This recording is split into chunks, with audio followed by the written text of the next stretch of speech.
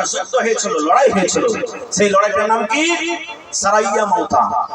নবীজি যে যুদ্ধতে যাননি, সাহাবায়ে কেরামকে পড়াইছিলেন, সেই যুদ্ধের নাম হলো সারাইয়া। আর নবীজি সেই যুদ্ধ থেকে ছিলেন সাহাবাদের সাথে, ওই লড়াইয়ের যুদ্ধের নাম হলো কি? গাজওয়া।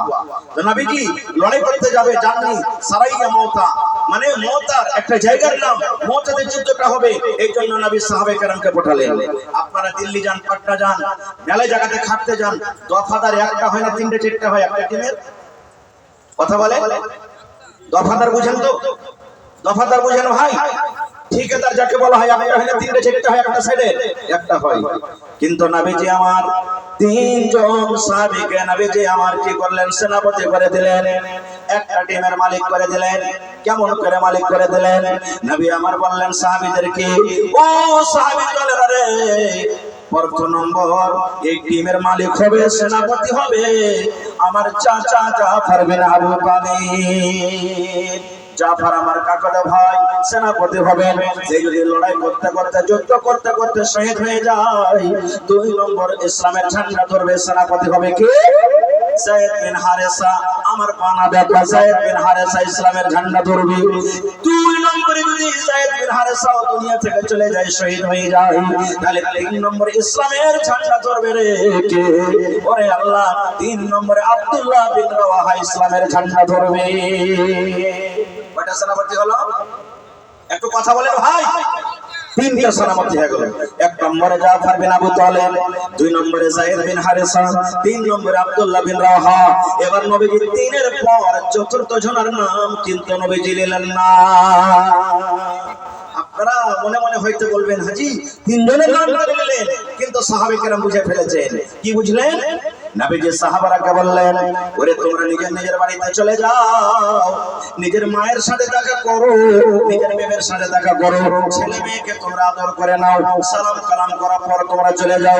কেন না তোমরা জানো না রে, লড়াইয়ের ময়দান থেকে তোমরা আর জীবনে ঘুরতে পারবে কি পারবে না, যুদ্ধের ময়দান থেকে তোমরা আর ঘুরতে পারবে কি পারবে না।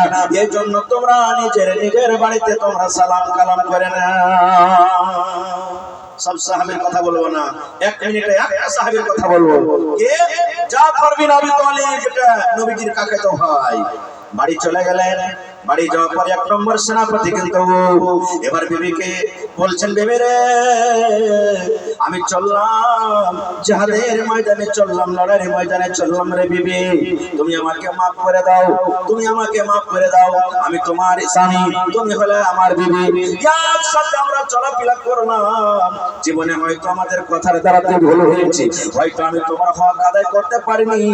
আল্লাহর দরবারে তুমি আমার পরে কোনো দাবি ধাক্কা রাখিও না। এই জন্য বিবি, তুমি আমাকে আল্লাহর রাস্তে মাফ করে দাও।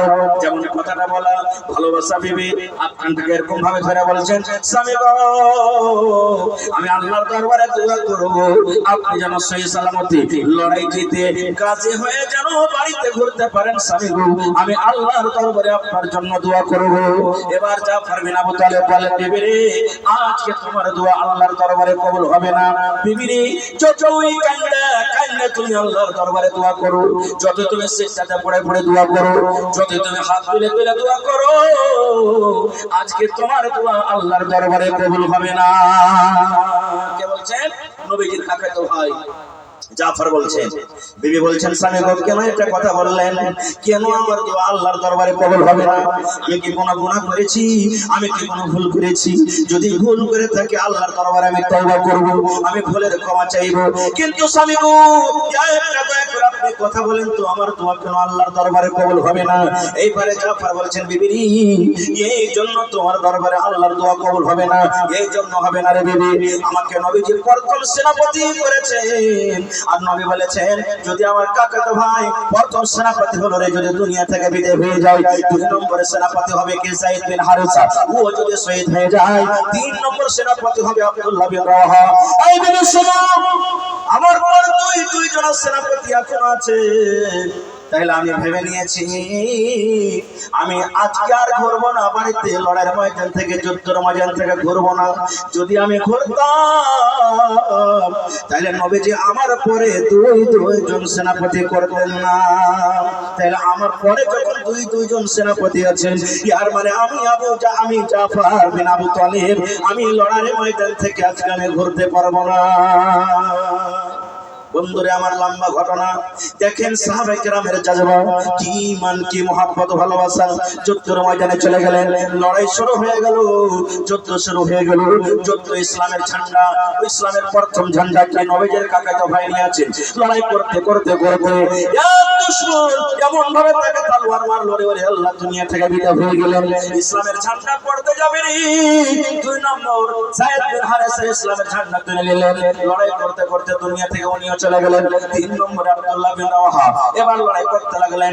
লড়াই করতে করতে করতে করতে সেও দুনিয়া থেকে চলে গেলেন।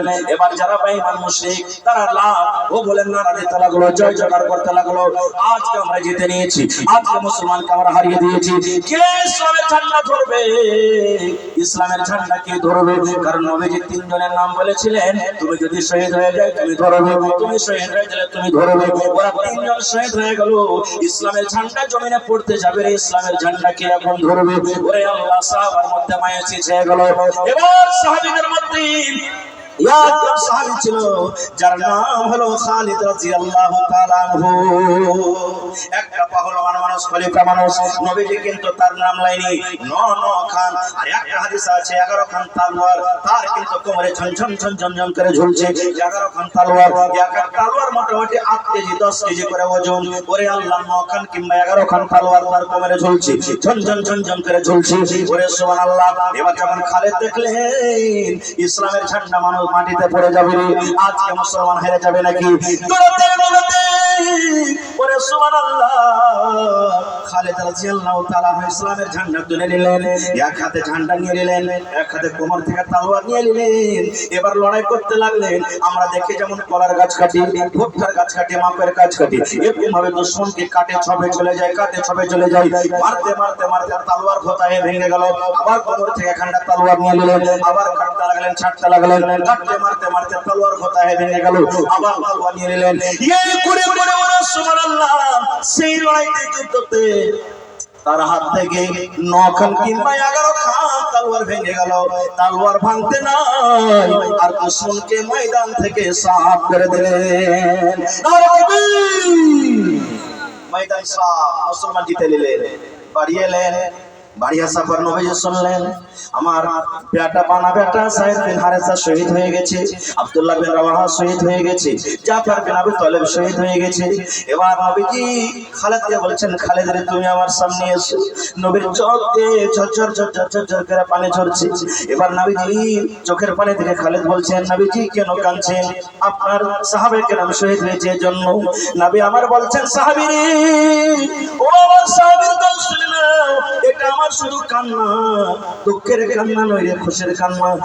আপনারা জানি মানুষ যখন খুব খুশি হয়ে যায় হাসতে লাগে, হাসতে হাসতে হাসতে চোখের গোড়া দিয়ে পানি ঝরে কি ঝরে না। নবী আমার বলছেন এটা আমার খুশির কান্না রে।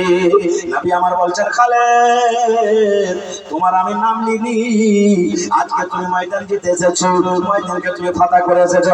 এই খালিদ, আমি শুনলাম তোমার হাত থেকে আজকে 9 খান কিংবা 11 খান তলোয়ার ভেঙেছে। খালিদ রে, যখন যখন তোমাকে আজ থেকে মানুষেরা ডাকবে, তোমাকে শুধু খালিদ বলে ডাকবে না, তোমাকে খালিদ সাইফুল্লাহ বলে ডাকবে। মানে খালিদ তুমি হলে আল্লাহর তলোয়ার। সুবহানাল্লাহ। দেখেন, জানছিলেন সাহাবী যে আমি যাব, শহীদ হয়ে যাব, তাও বাড়িতে থাকলেন না, চলে গেলেন। কেন? উনি জানছেন যে আমার মাল, আমার জান তো বিক্রি হয়ে গেছে। আর